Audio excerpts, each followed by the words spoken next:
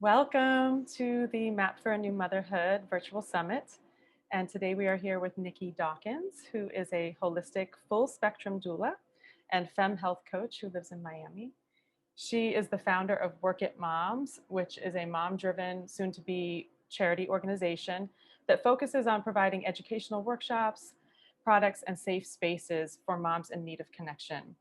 She's also the Southeast Regional Coordinator and Miami chapter founder of Period, which is a global nonprofit organization fighting to end period stigma and poverty through service, education, and advocacy.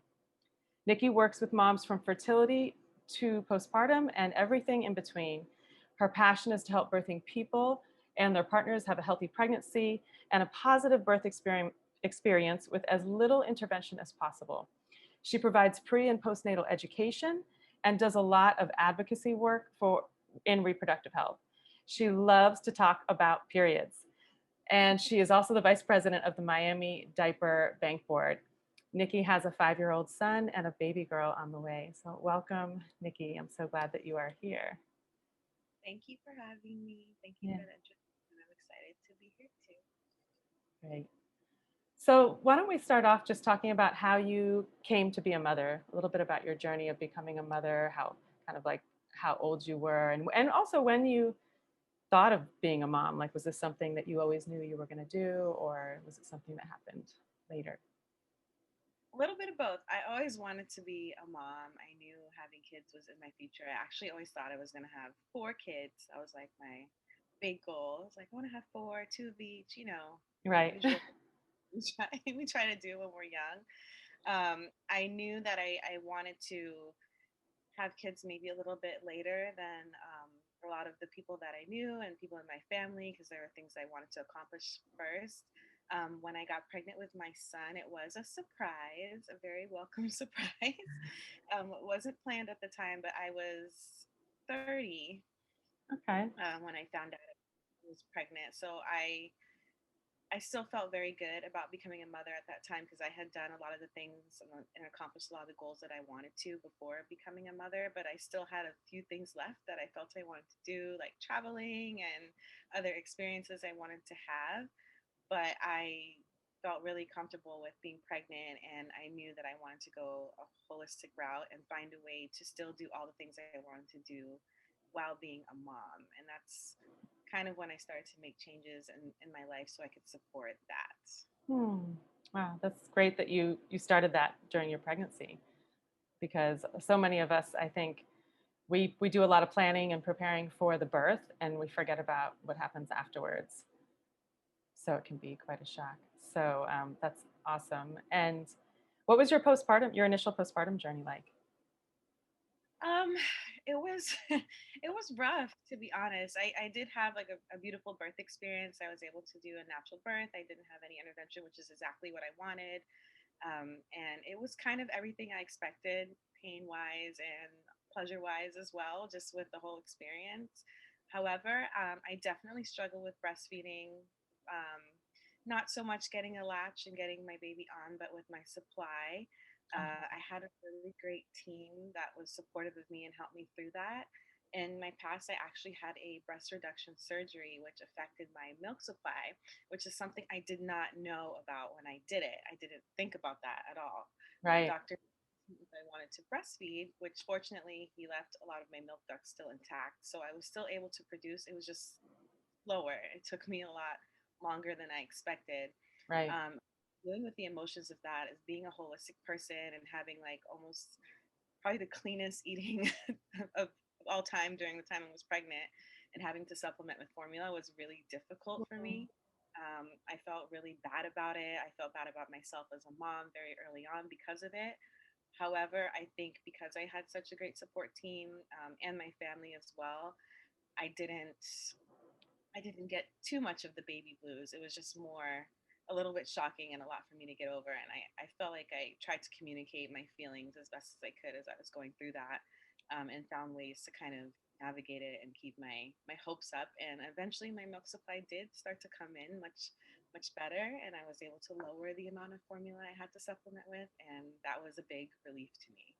Yeah. But the first, I would say like 3 months, I was definitely like very angry and Sure. very, yeah, about that whole thing. But it made me kind of realize like, wow, there's a lot of things that we don't think about or things we might do when we're younger that might affect our goals later as mothers, Right. including that surgery. And I'm just grateful that I had a doctor that even asked me that, because other women that I've spoken to that have had that surgery said, oh, my doctor didn't even ask me if I wanted to breastfeed or anything like that.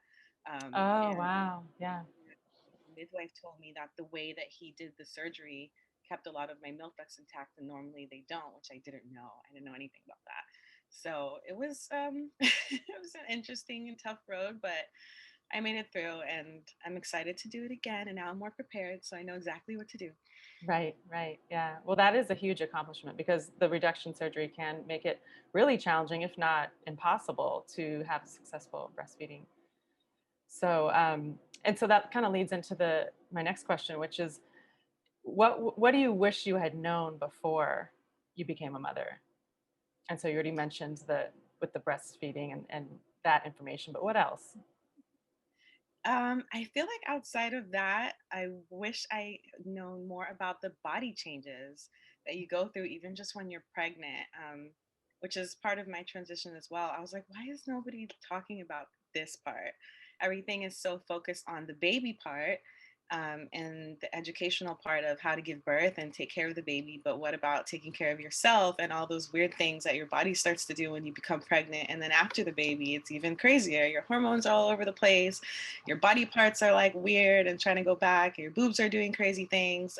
So I Yeah. feel like it was shocking to me, but I think something that as birth workers that we also don't prepare our clients for that's really important is just that overwhelming feeling of love that you have when you have a Mm, baby. um, I didn't expect that either, and it's a great and wonderful feeling. But I didn't realize how important it was and how deep in love I was going to feel holding my mm. son, and how much I would care about him and panic about him and just revolve my whole life around him.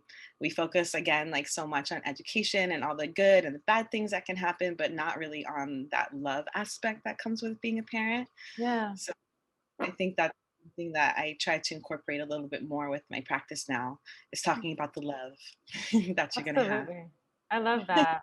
Thank you for bringing that forward because that is true. I do talk a lot about oxytocin and how that is like the love hormone and how what role it plays, prenatally in the birth and postpartum. But I think also what you're speaking to is this vulnerability that you don't know until you're there because of the intense love that you feel. It's like now there's this other person who's walking around in the world and it's like your heart is with them as much as it is with you. So yeah. Um, and so, what would you say now? Your son is 5, and you're going to be a mama again to a little girl. What's been your biggest struggle in motherhood? I know there's a lot of different things, but I guess the main ones that pop into your head. I think the biggest struggle is just, oh my gosh, there's a lot. There's a lot of Right. struggles. Honestly, I think probably one of the bigger ones is just feeling more at peace with the decisions that you do make for your child. I think we try so hard to like make the right choices, and we're like, oh my gosh, what am I gonna do that's gonna mess this kid up? That he's Right. gonna come back to me when he's older and be like, Mom, you did this, and this is why I'm this way. And I really had to kind of learn to like release that, and accept the fact that we all don't know what we're doing, you Yes. know. And parenthood is kind of its own your own little personal experiment in a way, and it's sometimes good to just go with your instincts and do what you feel is right and fill the gaps that you feel maybe you were missing as a child, as opposed to try and keep up with what everyone else is doing or looking at around at what everyone else is doing as far as like milestones and things like that can put a lot of pressure on you. Yes. And learn to kind of let go of that and just do my own thing, and what I feel will be most beneficial for myself and for my kid in the future, as opposed to what everyone else's ideals are of what it Right. should be. Yeah, absolutely. And in our world today that is so information overload, it's really hard to find that mama instinct. So it's so important that we do cultivate that, because as much as we might not have all the answers, we are the experts on ourselves and our own children more than any book or professional. Yeah. Yeah. Um, so what were your passions and dreams before you became a mom, and how have they shifted, and or how have you made space for them now in your mothering? Oh, well, it shifted a lot. I mean, I used to really, I mean, I love being creative and doing creative projects. I really like finding people or things that I felt were helping people and promoting them. I have a marketing background, so that was a really big part of what I did. And I also worked in entertainment, which is what I thought I wanted to do. But I found for my personality, especially when I became pregnant and realized I was pregnant, it kind of started to shift because I really didn't want to serve that population anymore. I really wanted to do something greater with the skills that I had, as opposed to, I hate to say it this way, but kind of feeding these celebrity egos. It felt like is what I was doing. Yeah. Um, to make like all of their dreams come true when there are so many people out there that could really use other types of help with what I could provide. So that's kind of how I shifted my blog from being an entertainment blog and working with entertainment people to focusing on just people like you and me who are just doing great things in the community, because I really felt like they're the ones that are the real champions and that we need to be talking about. So that's kind of what happened. And also just talking about those body changes that no one was talking about is really what kind of got my blog the most attention, because I was so open about talking about, my vagina problems and my boobs are doing this and, all the worries that I had. And also just comparing my experiences of what people felt like I should normally do. Like, why are you not going to your gyno? Why did you choose a midwife, or why a birthing center and not a hospital? And kind of exposing my reasoning behind that, I found was very powerful and beneficial to a lot of people. So that's kind of what happened. And it really hit me when I became pregnant, because I felt so responsible for making the world a little bit better for this baby that I had Mm, coming in. yes. Felt like what I was doing at the time, even though it was great and was helping people achieve some of their dreams, it wasn't as impactful to the collective. It really wasn't hitting like the bigger picture that I felt was more important. So Yeah. that's what happened. Yeah. Wow, that's incredible how, just how your values change as you become a mom, and you had the same expertise, but now you're just using it in a different area. Yeah. So tell us about your work a little bit. All the different, I know you wear lots of different hats. So just, yeah. Oh, man, I do a lot of different things. I think, but the first thing I did after I had my own doula was I realized, like, oh, this is what I wanted to be doing. Like, this is what I'm doing. And I kind of started shifting everything towards being able to do that. I was very nervous about becoming a doula because I knew I had to give up a lot of emotional energy, and I didn't want to take that away from, my son. But I found such a nice balance with being able to connect with moms and other birth workers and still be a great mom, because so many of you guys are doing like Yeah. you're able to do all these wonderful things. And I think it's so good for the community and for your kids as well, just to see you doing those things. Yeah. As a doula, I wanted to. I'm very, I'm kind of a know-it-all. Like, I really like to have as much information as possible about as many things as possible within the birth world, which is why I do full spectrum.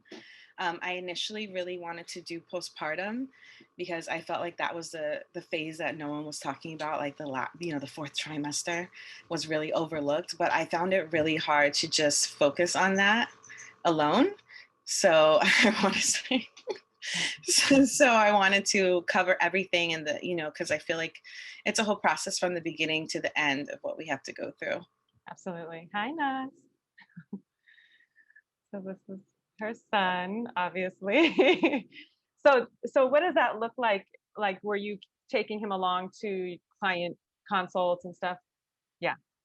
I was taking him with me, and that's kind of how Work at Moms developed, was because I still wanted to educate myself and have those community things and do fun stuff and connect with people. especially to be able to learn. I love attending workshops and learning from other professionals. And I would panic because I had this baby, and I was like, well, I can't bring him because what if he cries and disturbs everybody? Or what if I can't find anyone to watch him and then I'm going to miss out on this opportunity? So I created the Work at Moms brand actually to fill that need. Hmm. So I partnered with Capital One, which gave me a home and a space, and I started hosting my own workshops there with other moms in the community where you can bring your babies and you can breastfeed freely and you can get some free food and just hang out and not panic, if something happens. And it turned out to be this really great tribe of moms that really just supported each other. And if somebody was talking and their baby started crying, they would take the baby, and it was really beautiful. Hmm. I So love that was, that. yeah, that was kind of how that started. And I realized, like, wow, people really really need things like this. We really need more community, like you said, Absolutely. because it does take a village, to be Yes. able to do this. And also just being able to connect with other moms, with the same struggles that we have, that maybe we're not talking about, or that we feel so alone in, or that nobody can relate to this, or nobody's going to understand what I'm going through. And hearing some of the people speak, because I would always let everyone tell their story at the events, I found so many different connections with people who I may have never thought I would have a connection with. Either they lived in a different part of the city, or we have a different background, or we just never crossed paths. We work in different industries, and we're Right. just so similar in so many ways. We all go through so many of the same things, and it was really nice to have a group of women so diverse that we're able to connect on the same topics and issues, which is Yeah. working and being a mom. Yes. Yes. Yes. I find that in my work as well. Like when I think of the clients that I serve, and I'm like, I probably would never have met this person if I wasn't their midwife.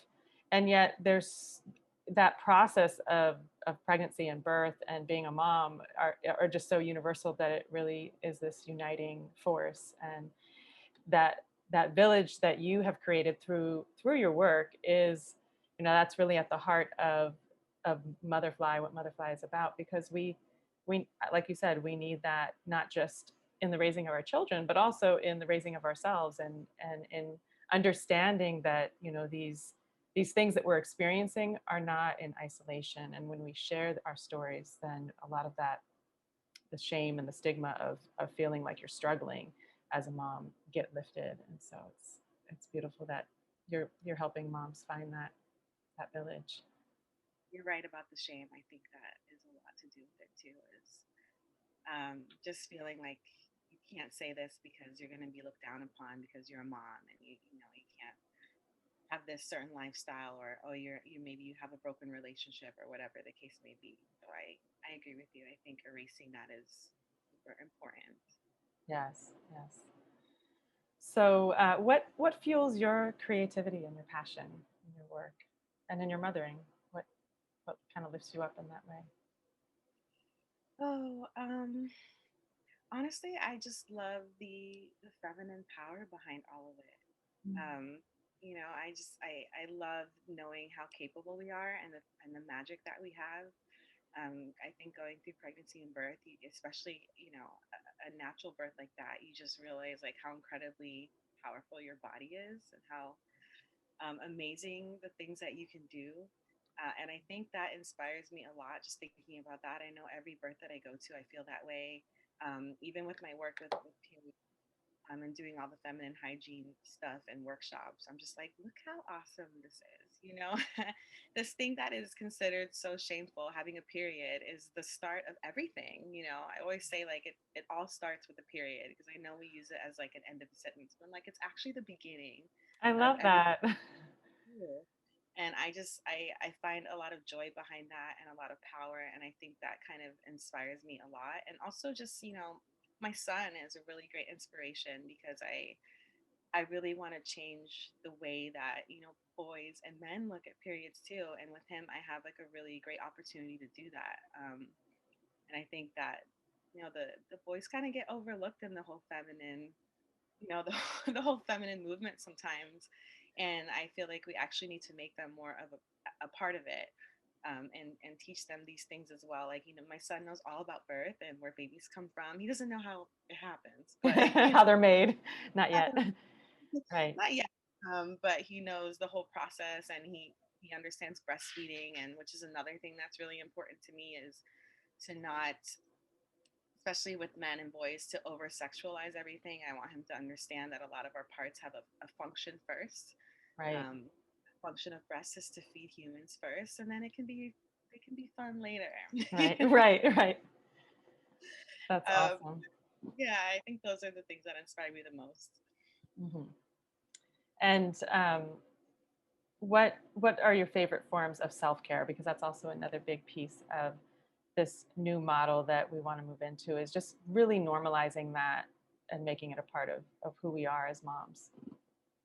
Yeah, I think self-care is a big struggle for a lot of moms. I know for me, I'm not the best at self-care, Hmm. but I You're not think that's alone. yeah, I do it and I love it, and I definitely have things that I like doing. I'm a big meditator. I try and do that every morning, even just for a short time if I can. I also love going to the beach. That's something that I find very relaxing. And I'm a big journaler also. I try to journal a little every day, which I find is a really great release. Yeah. Um, yeah, just something that to get all those thoughts out of your mind sometimes is really nice, and just a very simple form of self care that I felt like I wasn't realizing before. And just reading anything that's quiet, sometimes even just drinking tea without doing anything else, because I find I tend to try, we multitask a lot. Yes. So now whenever I make a cup of tea in the morning, I try not to do anything else and literally focus on the fact that I'm just drinking this wonderful warm cup of tea. Mm. Basic little things like that are really the most that I feel like I get in. I would love to do more things that I like. Yeah. But I feel like those are some small things that give me a lot of peace and relief. I'm not the best at implementing them as much as or as long as I would like to. Right. So Yeah, it's and just that's really comes from this thousands of year old history of women's value being defined by really two things: our physical beauty or our ability to give care. And so we're conditioned, even though now, we're maybe 70 years post the rise of the first wave of feminism, we're still dealing with these old patterns because they've been ingrained for generations, that like our value comes from what we can do for other people. So it's really a radical shift to be in a regular practice of self-care, and that's why so many moms like yourself that know how important it is and advocate for it for the women, the mothers that you serve, we have a hard time doing it ourselves. Yeah. yes. I agree with that so much. I agree with that. I think I heard, I can't remember where I read it, but they're saying like healers sometimes need the most healing You're right. because we're always doing it for everyone, but we really don't think about doing it for ourselves. And I think I definitely have that as well. Like I have a hard time, or if somebody calls me or needs something, I'm very willing to shift my self care schedule to accommodate them. Right. And definitely those boundaries is something I really want to work on Hmm. for this year, is to try and really stick to them and be like, no, I'm meditating. Right. And, as you're expanding now into a mom of two, that's going to become even more important. I love the description of sort of the mindful tea drinking. And I'm wondering, when you do have a moment to kind of sink into that slow pace and that beingness, what does that open up for you? And how does that maybe shift your day, or does it? Yeah, it does. I definitely find when I do that, I'm much more able to go with the flow of the day. I feel like I don't get as tense or anxious, and I kind of can just let things go a little bit easier. And it just gives my mind like a sense of peace. I don't feel as rushed. I Yeah. know that's something I try and encourage my moms to do also, is like, if you can get up just 10 minutes before your kids get up, which sounds crazy, right? Because we're like, I want to sleep until they get up because, but sometimes just getting up without that feeling of rushing into your day really changes the flow of your day. And that's something that I definitely do, is I always get up before my son, even if it's just 20 minutes before, just so I can have Yeah. that small amount of time for myself. And I find like my mind doesn't feel as overwhelmed. I Absolutely. jumping, from one stress to the next, which is our lifestyle. I feel like these days it's kind of how Yeah. we operate, go off trigger after trigger. So having just a little bit of that release, especially when you first start your day, I think is very, very helpful. Yeah, absolutely. I also started doing that a few years ago, and it just makes me such a better mom to have that time to kind of fill my cup before the day starts. And I think especially for moms like us who are healers and care providers, it's a double whammy because we're giving to our children and we're giving to the clients that we serve. So even more so than somebody who might be just in a career of, you know, I don't know, data entry or something where they're not having to give emotionally to other people all the time. You know, we even more so have to, make sure that we are filling that cup. Which is Um, hard to it's hard. Yeah, but what I love about what did you say? Sorry.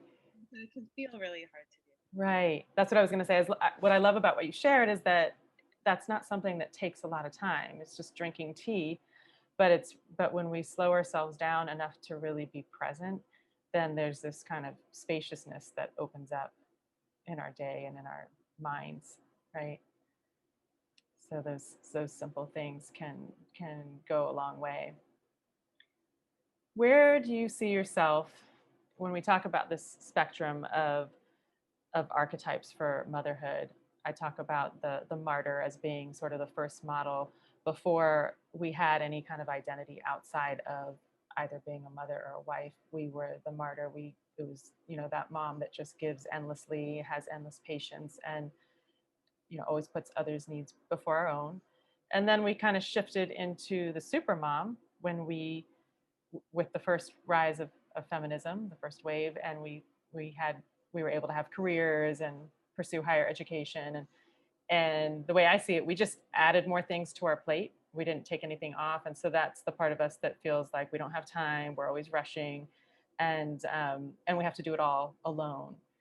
And so, where do you kind of feel that you are in that shift from these old archetypes into the mother fly, where we are doing things like drinking tea slowly and being present, and really being able to ask for the support that we need, like really receiving from the village and creating villages for ourselves.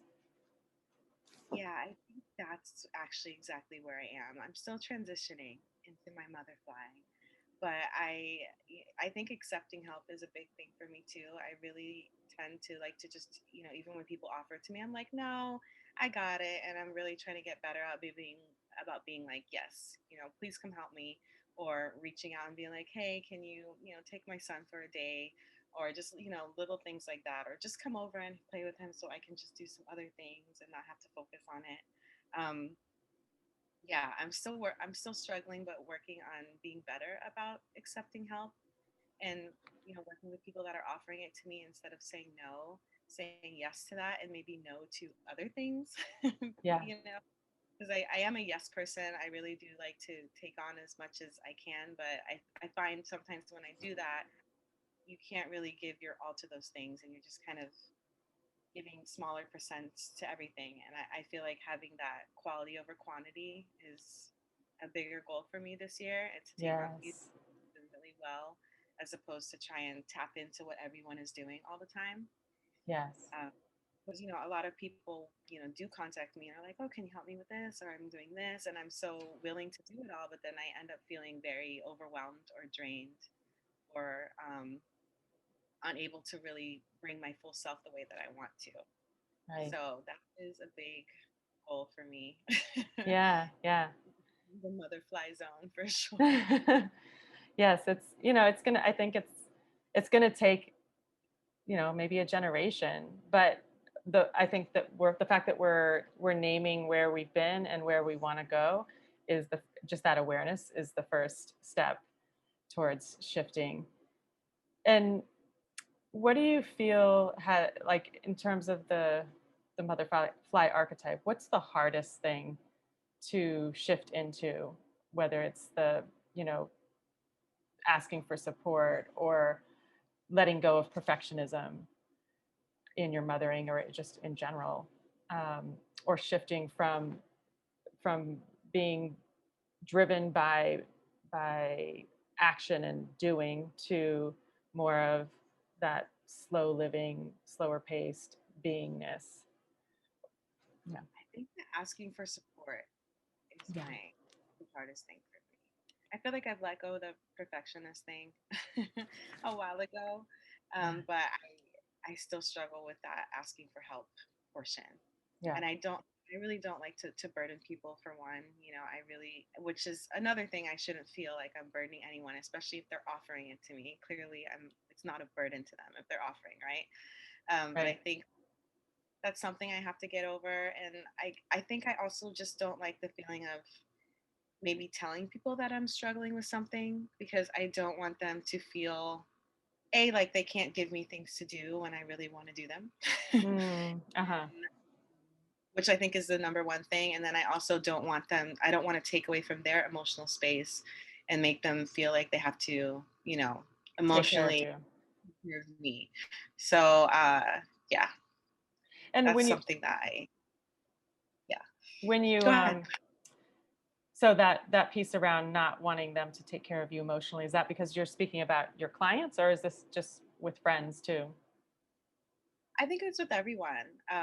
Even with this pregnancy, it's not something I told my clients about, or anyone about, because I didn't want them to feel like, oh my gosh, she's pregnant and I don't want to bother her, or, I don't want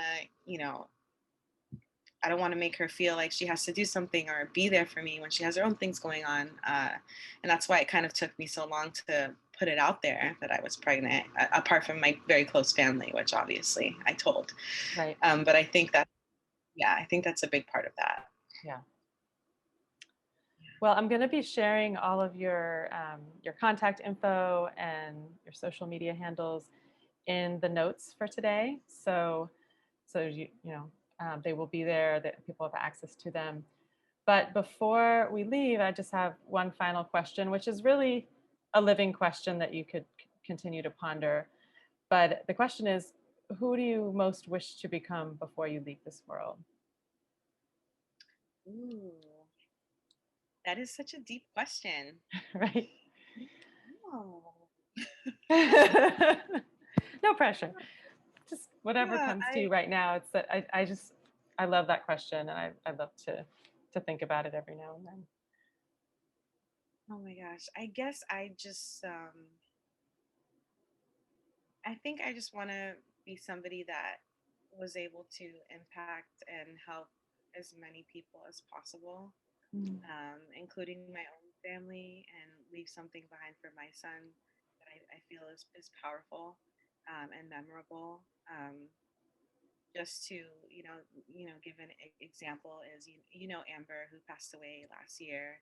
Yes. Um, it was such a tragic thing, but it was so overwhelming, the amount of support and people that just loved her, and how many people that she really impacted, um, you know Yeah. just by being and doing what she did. And I feel like that's, even though it's a tragic thing, just her memory is just going to live for so long, because she has just such a powerful presence to everyone around her. Yeah. So I think that is definitely something that, I want to do as well. Should something happen to me, I really want people to have that feeling, that she gave to all of us. Right. That just like she was a community person, and yeah, that legacy. Absolutely. Well, thank you so much for being with us today and sharing all of your amazing work and wisdom. And I wanted to just check in and see if you had a free gift for our attendees.